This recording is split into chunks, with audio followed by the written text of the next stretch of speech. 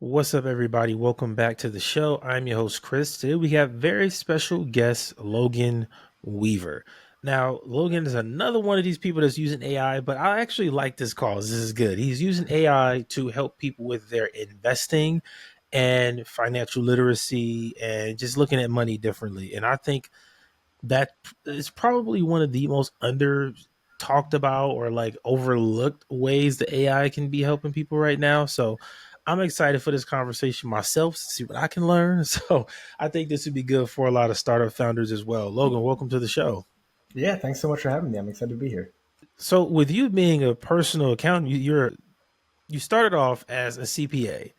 How did you get to this point where you're using AI to help people with their money stuff? Like, how does that happen? So I wasn't a CPA. My grandfather, who got me into everything, was a CPA. I started this when I was in college. I was on track to try to go the quant route, and initially it started as a way to. My grandfather passed away. My grandmother inherited his investments, and she went to a company. I'm not going to say who necessarily, but you know, ML essentially for them to manage a portion of her investments, and they charged her so much. They charged her $16,000 in management fees the same Ooh, year that they lost her like over $1 million. wow. And so that was a point for me where I realized something is wrong here. So I was talking to a lot of people. It seemed like this was not an uncommon issue. And more and more people these days are jumping into managing their own investments, and a lot of people really don't have that level of financial, or if you want to get into automation, that level of coding experience. So I thought maybe I could build a product that could help people basically become their own personal financial advisor. Man, that's such a good ass idea. I love when I hear good ideas because when I started learning about investing, one thing that blew me away were the fees. Like the fees that come with investing, because people tell you go in an index fund, a mutual fund, and all of that stuff, but they always ignore the fees that come with that. And like you said, you could lose a bunch of money and they still charge you fees, Yeah. which is kind of insane to me. So I love that you're addressing this. So how did AI enter the conversation? Was it to make things easier and to like speed up the process? Is it to address decision making? How does AI actually play into this? Yeah, absolutely. So initially, I was into algorithmic trading and just logic based systematic investing for years. And I got obsessed with this idea of what if there was a portion where it was like machine learning that could essentially build models for you. And that's one of the first things that we did as a company was basically, I'm huge into chess. And I don't know if you're familiar with Mm. like, Alpha Zero, but this chess engine that basically is super high level, teaches itself how to play chess, and Dominates, utterly dominates. exactly. So I was super interested in taking an approach like that, feeding it a bunch of data, and seeing if it could create investment strategies. And that's kind of where Surmount got its initial start, was going from just systematic, I or my team codes, algorithms and then makes them accessible to basically where we can scale that to a much larger level, and maybe create patterns, find patterns, or create strategies that maybe we wouldn't be able to see or think of. And it's Wow. been super fun. So basically on the back end we have all of these data points, so macroeconomic, microeconomic, descriptive, fundamental, anything that can be applied to financial markets is basically fed into these models. And then you can think of it as kind of replicating the process of natural evolution. So it'll Mm. determine, maybe these two parameters, or these set of parameters have a high probability of producing potential profit when merged together, and it's really neat. Like so basically that's how Surmount got It its start, and behind the scenes that's a lot of what we do. I love it. I was literally just watching. I think every entrepreneur loves this movie, The Big Short. I Yeah. was just watching that like a week ago for like the 50th time, and I literally thought about this. Like, I wonder if during that time frame, if we would have had some AI platforms like this that were even being used by everyday people, could we Yeah. have somehow prevented that level of a financial crisis? Because I do think that's what AI tools like yours will eventually give us the power to do. Is everyday people? And are you on Bloomberg? Are you, on, writing for the Wall Street Journal or anything? Probably not. But you might have a newsletter with like 5,000 people, and you're using this AI tool that Logan Weaver made, and you're like, wait a second, this thing is happening. You guys need to be aware of this. I think that's how AI is going to really impact money as we continue to move forward. Is when big shifts and changes happen, the everyday person will be able to like, wait a second, that's not right. Like influencers that make content online will be able to see some of those things. So I love how you actually don't just say, hey, we have AI on this thing. It has a use. And that right Yeah. there to me is I think the biggest part in this. Yeah, yeah. No, I love what you just said with that, and part of what we do is exactly what you just said in terms of, find licensed people that can come up with these ideas, or find creators that spend so much time focusing on the markets. Maybe it's a particular niche, maybe they're macro traders or something of that nature, and we make it really easy. And even if you can't code, you can just write the idea, and Mm, plain text will turn into an automated strategy. So you can say, write me a wow. strategy that invests in gold during bear markets, and tech stocks during bull markets. It'll determine what data points it needs to consider. Will determine what a bear market looks like, what a bull market looks like, and it'll create the strategy for you. And then if you have a following, you can actually leverage that, and build a track record, share it with others, and help others become Man, profitable. this is powerful. And I think you're in it at the right time because I think, I don't know about you, but I've been in the AI stuff pretty much as soon as it started because I Yeah, just want to know, I want to be in front of the changes and at least be aware of what's happening. Because I think yeah, when you're more aware, you know what's going on, you kind of, when you're more aware of what's happening, you're less afraid of what's happening. Even if it might still make you uncomfortable, because you know yeah, a little bit more, you have knowledge, you're not as terrified. So yeah, that's kind of been my approach to the whole AI evolution at this point. And I think for the money part, for this part specifically, I love this approach to it because a lot of people are still terrified of investing or the stock market and stuff. And something like this could simplify it, right? How you just said you can put an idea in.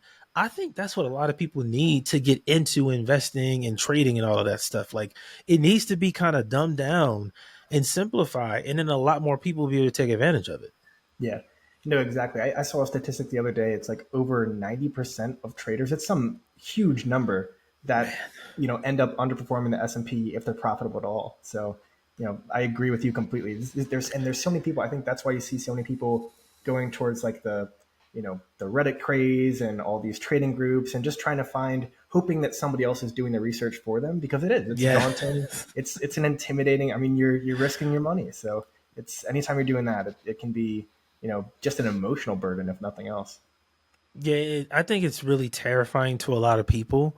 And I like that now everything that was a lot more difficult or I want to say almost unattainable to most people 50 years ago, it's a lot easier to do now. Like you can build a startup with no code out of nothing, out of thin air.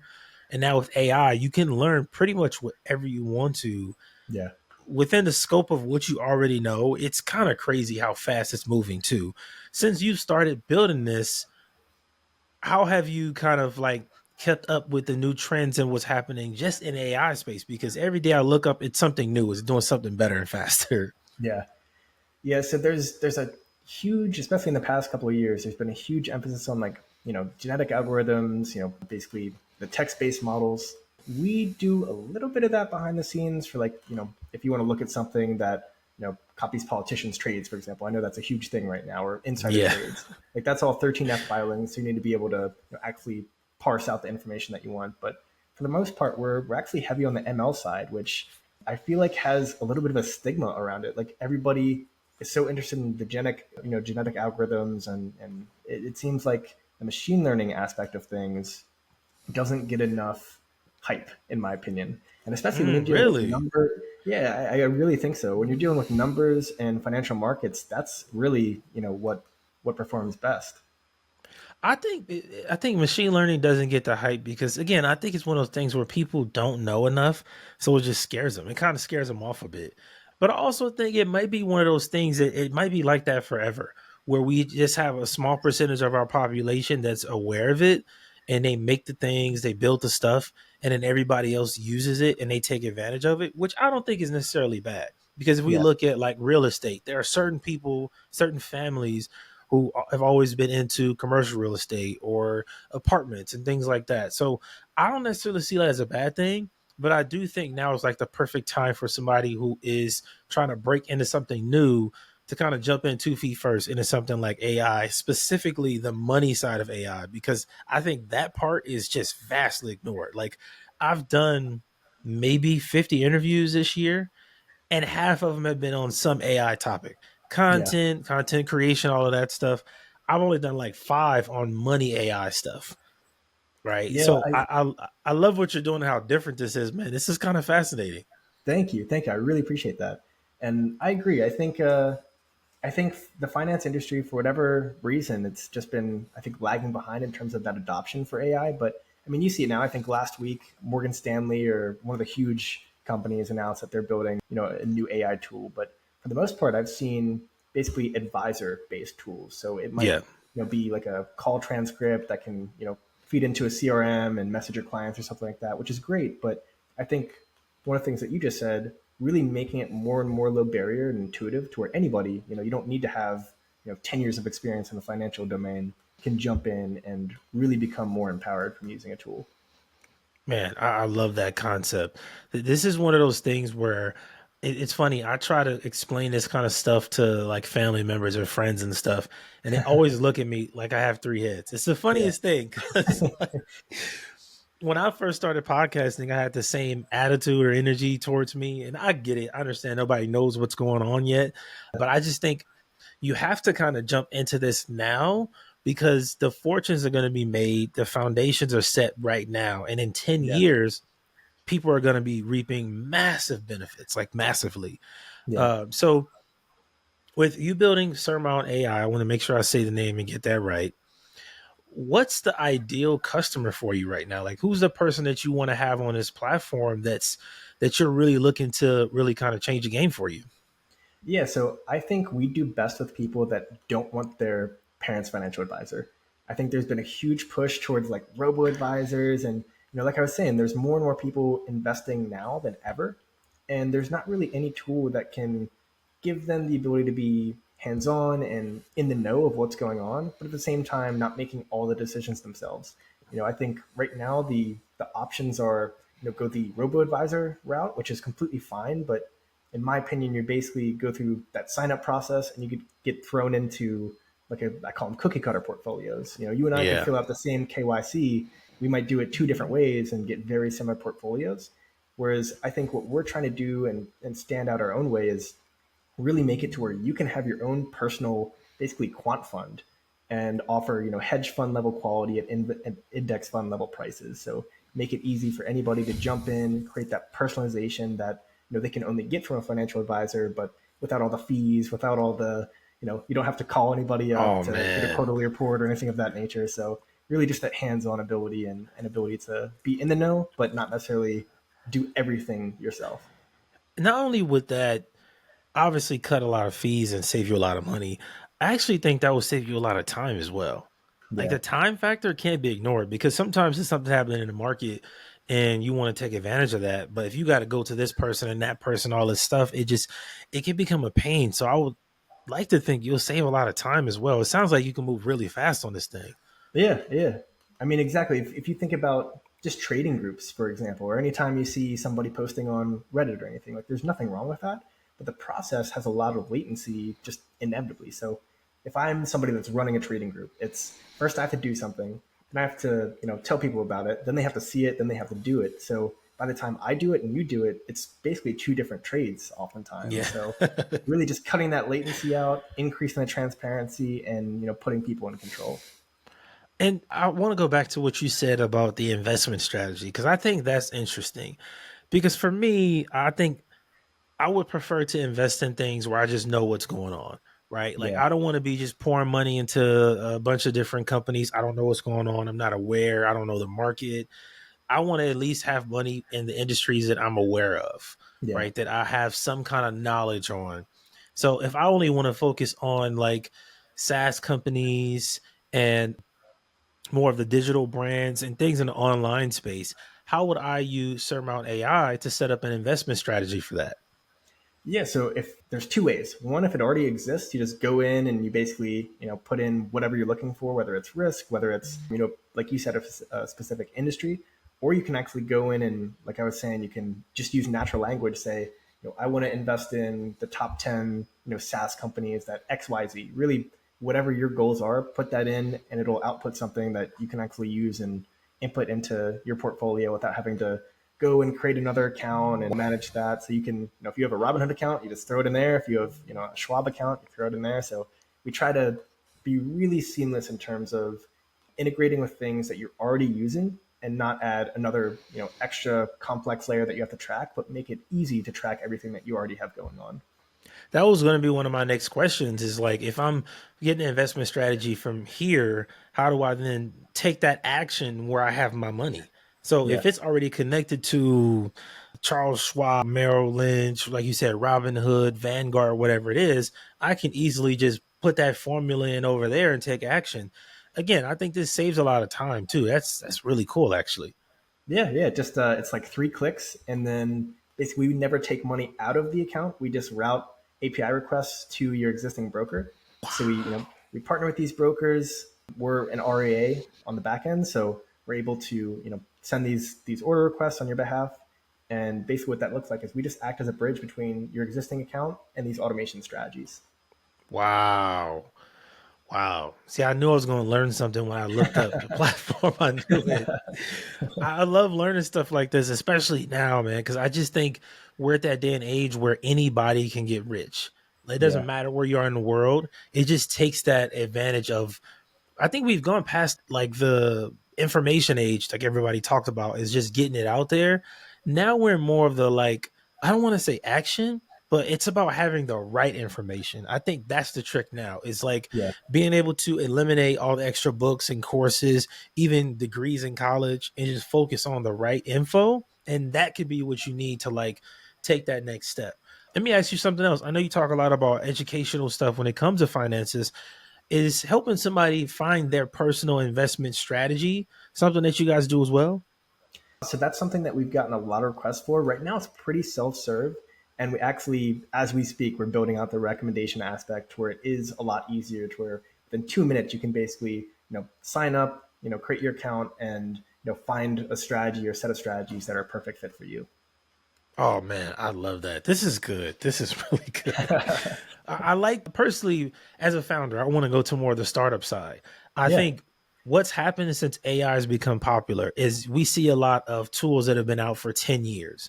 And now what companies are doing is throwing AI into their existing tool to raise their prices, but the AI isn't actually useful. It's just kind of there. One company has done it well is like Canva. I've had a Canva account for like 5 or 6 years, but them adding AI in, it's really useful because it helps me make things faster. yeah. I like the newer tools because the focus is building around the AI resource and not just leaning on it as like the buzzword that's going to get them some traction online, which is what I think most companies are doing. Yeah. Yeah, no.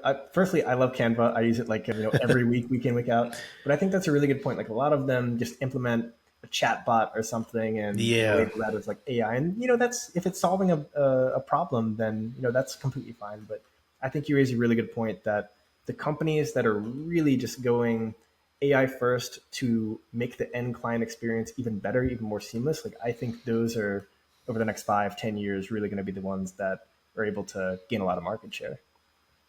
I love it, man. So now I got to ask you some founder questions. So Yeah, enough on the money side. Let's talk about being a founder now. Like, yeah, for what sure. is your end goal with the company? Like, because I see this as something that is like, it could, everybody says this, they want to change the world, but I think there are very few apps that actually can. I think this is one of those things that actually has that potential to change the world. So, like, what's your goal with this platform?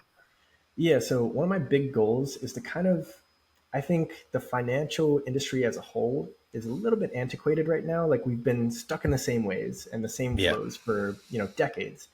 And I think in the rise of this whole, creator economy and like you said, the age of, useful information and drowning out all the rest of the noise, one of the things that I'm really excited about is making it to where you know, right now there's no in between.